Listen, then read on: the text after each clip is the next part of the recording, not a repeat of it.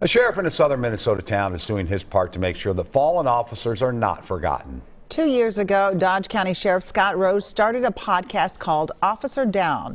As John Lordson shares, one of the goals is to show the sacrifices law enforcement and their families make. My wife will tell you she married a rock and roll DJ. She didn't marry a cop. As a lifelong guitarist and a former radio DJ, Scott Rose never imagined he'd one day become the sheriff of Dodge County.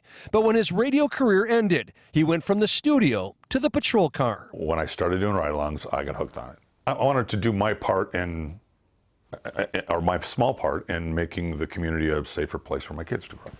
2 years ago, he found a way to combine his love for audio production and law enforcement by starting his own podcast, something he knew nothing about. They immediately started CPR. What he did know is that he wanted to honor fallen officers in Minnesota. I've worked with survivor families for years, and I know that there's so much more to these stories. The Officer Down podcast was initially intended for local audiences, but it grew quickly, and Scott's following is now international, with people sending him stories all the time. Just north of the Los Angeles International Airport. He researches, gathers 911 calls, and does interviews with family members and fellow officers before recording each podcast in his home studio. I shed a tear with every one of these stories, and with a lot of the callers and a lot of the people that I interview. Officer Down. One of his recent podcasts is about Minneapolis police officer Jerry Hoff, who was shot and killed by gang members in 1992.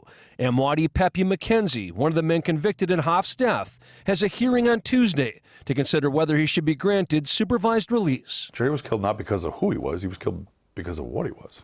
He was killed because he was a cop. The ultimate goal is to help listeners feel like they know the fallen officer and their family, so people learn about the person behind the badge. Part of that, again, is to show people who are maybe on the fence about law enforcement with all the media attention that, 99% of these men and women are heroes. In Mantorville, John Lordson, WCCO 4 News.